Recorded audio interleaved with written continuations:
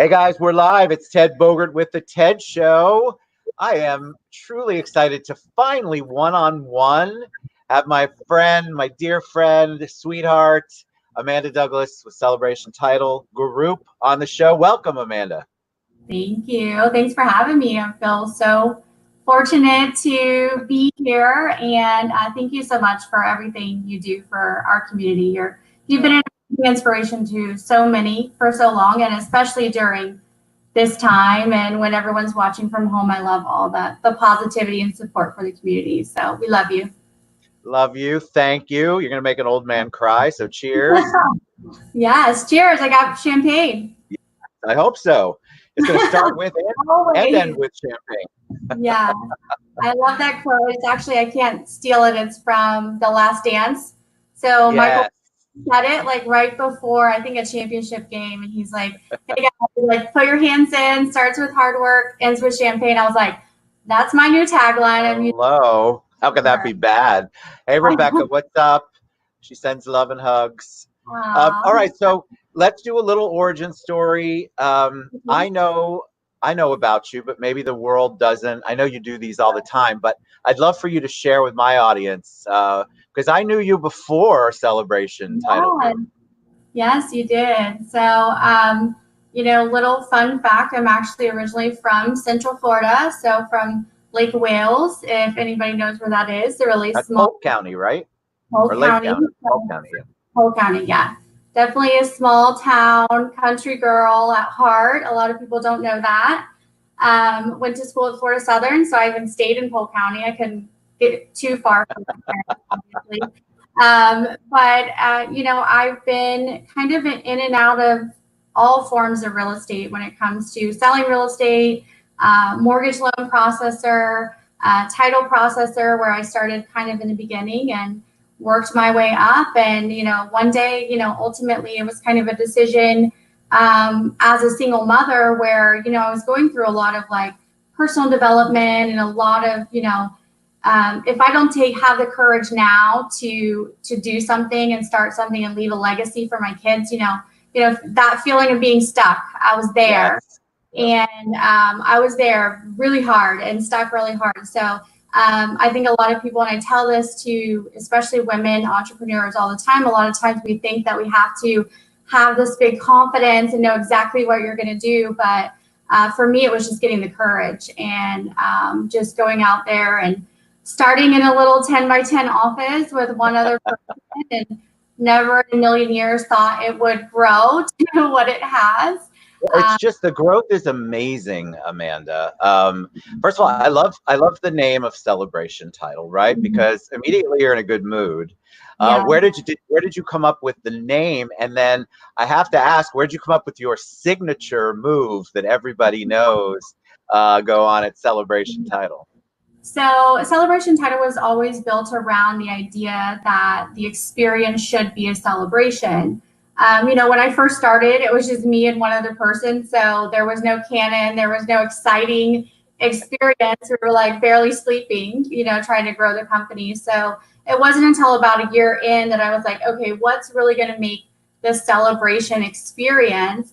And I always say there's two things that make me cry: my children and the golden buzzer moments on America's Got Talent. And I just like had this idea like, oh my God, like what if they pressed a golden buzzer and like gold confetti? Obviously that is very like out there, maybe like Celebration Canon 10.0, but I was like, maybe there's something, that we can do that is similar to that. That's a surprise and a nice little thing at the end. And we found the Celebration Canon online. It's no secret. I mean, there's other people doing it now. I don't have a patent on it or anything. It just happens to be what I love it. I think it adds, I feel like, and I want to ask you where this comes from, you try to create an experience. Right. You use that word several times, and that's how I use when I describe you and Celebration, that it's an experience. So, but where did that come from? Where does that come from a business perspective? Did you have a bad experience once, or did you have a really good one and you wanted to try to mimic that? Where did all of that experience part come in as far as business is concerned? Well, I think it really came from me personally working in both real estate and as a title like processor and closer. There was always that when you're at the closing table, you're closing with these buyers and they're so excited, and you're like, majority of people listening have probably been to a closing and you're kind of getting pushed out, right? This is how normal title companies operate, and I was always like, they're wanting more. Like I can feel it, when I'm doing the closing. I almost feel bad. I'm like, do you guys want a picture? Here's your key, and that's like about it. And they're all, you can see the disappointment on their face. Yeah. So that's really where the whole experience thing is like once they've gotten to that place, getting married, having a baby, buying a house, or all these big moments. And when you think about it, going back to moments should be celebrated. And the best way to do it is at the closing table. So I think a lot of title companies miss the mark when they really don't treat their business like a customer service business. Like once the deals are there, like treating the buyers the same way that they treat the sellers, even though the sellers, obviously chose title or the real estate agent, but the buyers as well, everyone is treated with the same kind of experience. And it goes even deeper than that. Obviously, the canon and the fun people I've basically taken the closers out of the closing room, which was another strategy of mine. And I put almost what I call comedians, like actors. So they're so fun. And obviously, if there's a serious closing and we need to do stuff, but majority of the time, by the time you get to that, if they can go through your closing documents, explain everything to you, if you can just have a good time and celebrate, then if you leave with a big smile on your face, that's what it's all about. But it's an experience. You create that in your office too. Heather and Shirley and Dee are all saying hi too.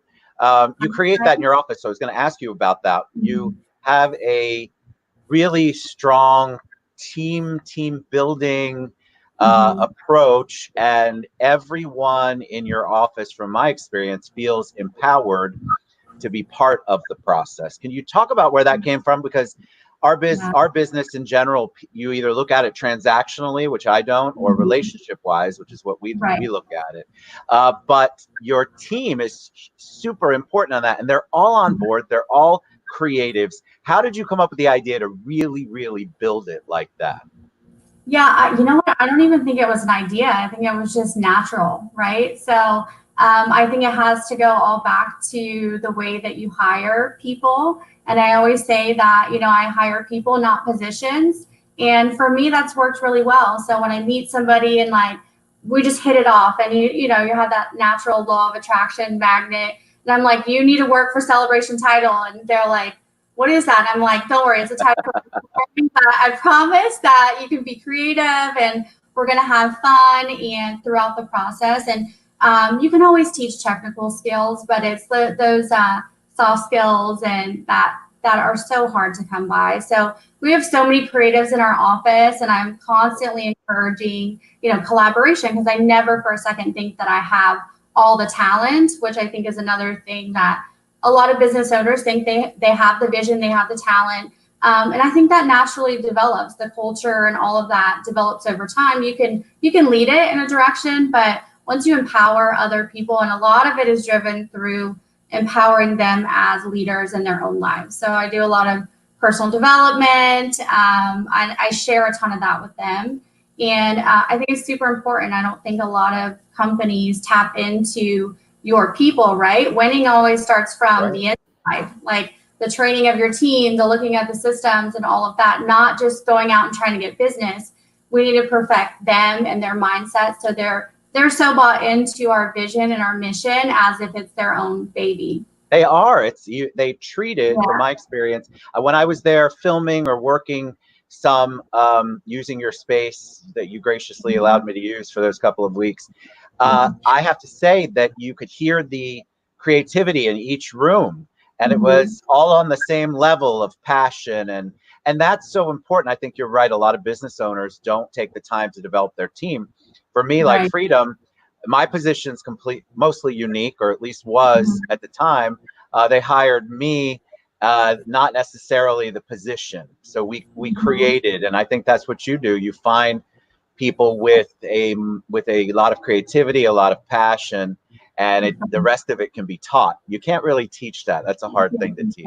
Yeah, and that's when the culture really develops, right? It develops on their own. There's so much that goes on with teamwork and title that I think a lot of people don't see on the other end. You know, a lot of stuff that happens throughout the transaction that when it's passed on from one person to the next. And, you know, we've developed our own kind of system that we think works, and but it's teamwork. And if we're not developing the culture and we're not building trust and respect amongst each other, like daily, right? It's a daily practice. You know, the clients are going to suffer. So I just, you know, push people. It's always been a people over profits philosophy. And, you know, it's starting to really reap its rewards as we grow, but mostly as I see leaders leading in my company, like, you know, they have creative ideas above and beyond me. And I'm like, okay, do you guys even need me anymore? Like, True, Nick, we love you. Lena, we love you. It's true. Like, but that's a good place to be. I have to give a shout out. I owe a big shout out, and I wanted to wait until you came on the show. Jody Seltzer sent me the sweetest handwritten card because of something I did, and I just that kind of I mean, that's attention to detail, but that goes deeper. That's loving people. That's caring about the people you interact with. And so those little things, I think, are what businesses in general, it doesn't matter whose business it is or what business, they miss that. And so if their team's not empowered to do that, then of course it's going to seem like extra work rather than that's what I want to do because it's part of my vision. Yeah, definitely. And Jody's like, she masters relationships and like, you know, that kind of stuff. And I think that's what's unique about us as well is like, you know, I do a ton of personality, like profiling, and, you know, a lot of our amazing success partners, which are our business development people, and then a lot of our amazing managers on the operations side have been picked based on their personality and how I know that I can build them and develop them. And, you know, Jody is very much a relationship driver. And, you know, then we have like Josh, who's very driven on the IT and the creative implementation part of it. So we have such unique people. And each one of them brings something so different. And what's beautiful about it is seeing them all like collaborate together. Like I'll see them, you know, having a meeting together and they're like, yeah, we're just getting, you know, me about, you know, how do I do cold calling? Because that's what he did before. And they all bring such a unique thing that they help each other so much. And, you know, one unique thing too is I really see that sales and marketing are two different things, which I know a lot of times as a business development rep for any company, you're having to do all the marketing, you're having to do all the sales, you're having to do all the open houses and creativity. Well, I've kind of pulled those pieces into two separate departments, and that way our sales team can really drive. And then also our sales team can do a lot of the retention and the follow-up, which is where the money. That's it to me. I mean, I think people miss that. Yeah. They spend so much time building a relationship, trying to get a client or a client to give you an opportunity, and then it's immediately on to the next and the next, and then there's no care. It's almost like they've got the kill, and so they're done, and they're moving on to the next one. And I've never understood that, but that is problematic. I think it's an interesting place to be. I have to ask you about. You got lots of love, by the way, up and down. I've posted one of them. But I want to ask you, you all are very community oriented. Why? Why is a business like yours so community oriented? You do educational stuff, you support philanthropies. Why are you so active and involved? And is that part of the vision and mission? Yeah. And I mean, I would say to any business owners, why are you not, right? Agreed. You're in business for something bigger than yourself, a higher purpose.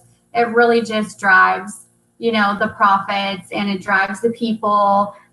You know, ultimately, it's all about doing something to serve others and bringing value to the community as a whole, whether it be real estate or something that someone in our office is passionate about, a philanthropy. I'm like, let's do it, you know, or a real estate agent or anything. We are just built around values. And that's something to me is, I build a business so I can give back and serve others. It doesn't have anything to do with me. It has everything to do with everyone else in our community. And I think that will never end. It will never change. And I've always been that way, just leading, with a servant heart. And I think that's how and why the business has grown the way that it has. I love the servant leadership, the servant mentality. I think it's so critical. And I believe you're right. I think a lot of people, the reason that many people are successful is because that's really their first thought. What did you say earlier? People over profit. Right.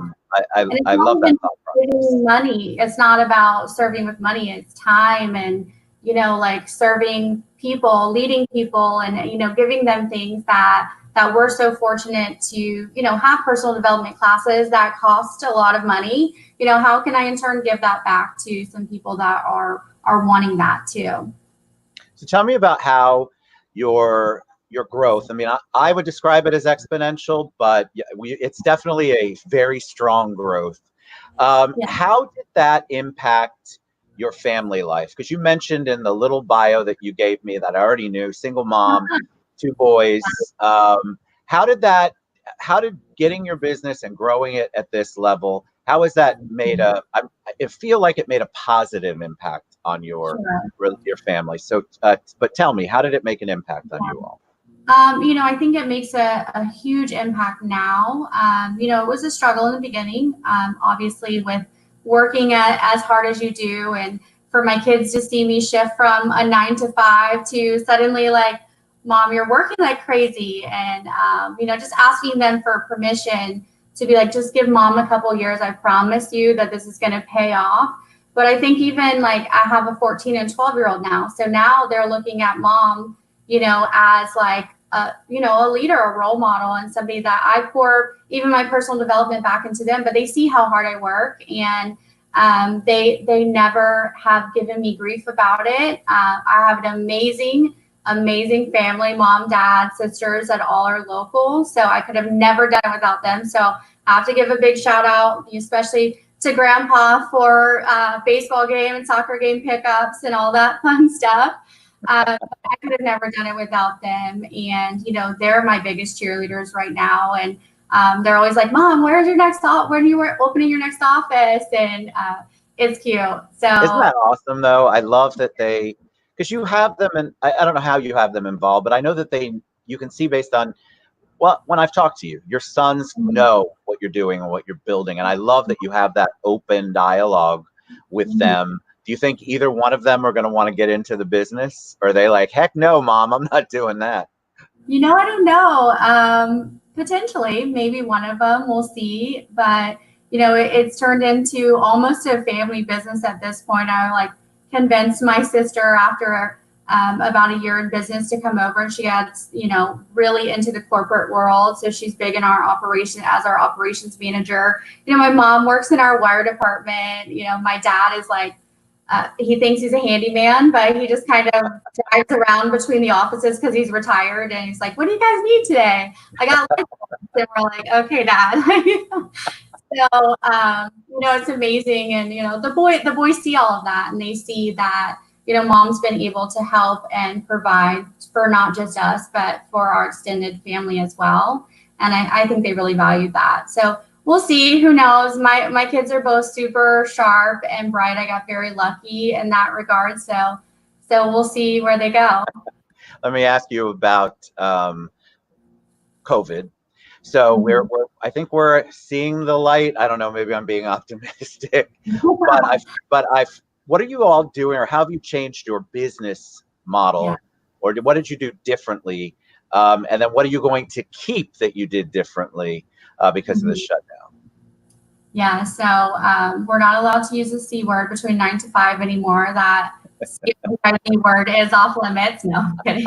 I love it. Too, but it was crazy that again, empowering the team and empowering them all to be leaders and take initiative and those things. As soon as this happened, everyone just really snapped and we're like, okay, what do we need to do? And it was like in a matter of a week, we took our entire classes virtual.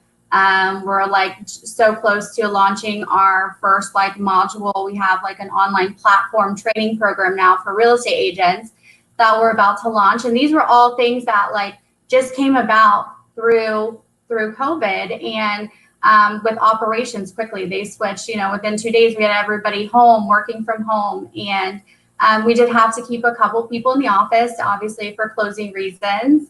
But we did the remote online notarization. We did every possible thing we could do to make the client happy for closing, as well as keep our team safe, which was number one, most important.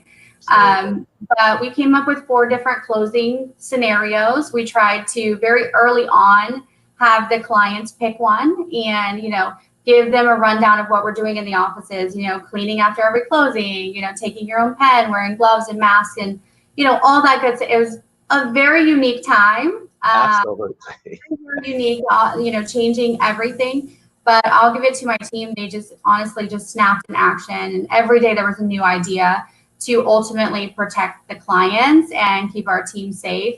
I'll tell you, we're going to keep a majority of our classes virtual. I think we're getting a massive attendance.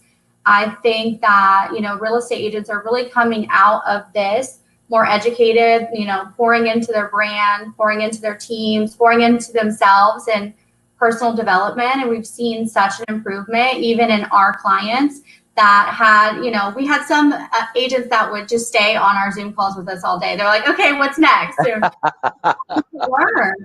were really excited. And I think the driving to and from the office, for classes and all of that, we're really going to cut down on that. I think, we're not going to completely go away from events once we're able to have them again, but we will be taking a lot closer look at which events are bringing us money, as far as like relationships and clients go, and which ones say no to. And I'm sure that's any other person in real estate is thinking the same thing right now. What can we do to take it virtual and get the same experience and provide the same content that people can walk away with?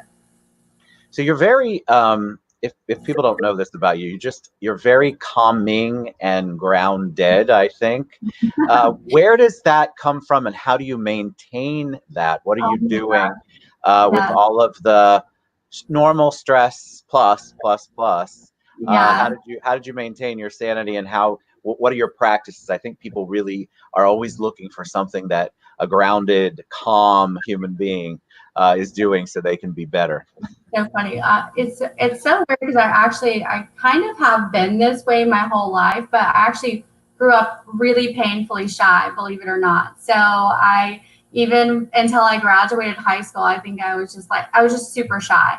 But I think for me that's helped because I got educated with the and it's more of a quiet confidence, I guess you could say. And it definitely works in my benefit that I don't, reactions are everything. So when you work on your mindset and how you react to situations, we work in probably the most highly emotional industry ever, right? And as a title company, you're getting emotions from 2 real estate agents, lenders, buyers, sellers. So you're getting it all. So at the end of the day, you have to just kind of, take 5 seconds and just, it's okay. We're gonna get through this together. But again, training that I do with the team on empathy and how to talk to people when they just want to be heard. They're not yelling at you. So when you can stop taking things so personal. Overall for the business, like relieving stress, I mean, like yoga, wine, the normal stuff. Yeah, I was hoping there would be some sort of adult libation in that equation. Yeah, definitely. I mean, and I'm big on, my daily affirmations and gratitude. I think even, showing a little bit of gratitude every day just puts your mind in the right mindset. I always say that most transactions always end up rage and regret, right? If you get down the wire, people start raging, and then once they get to the closing table and we kill them with kindness, they feel so bad, and they always end up saying, "This is so great, you guys are amazing." So I always try to remind my team that that's going to happen. And again, it was for me going through that personally too, being a closer and a processor for so long. It's just it ended up being another day, right? You're like, okay, I got this. I love that. All right, one last question. When you hear the word hero, who's the first person you think of? My mom. Definitely my mom.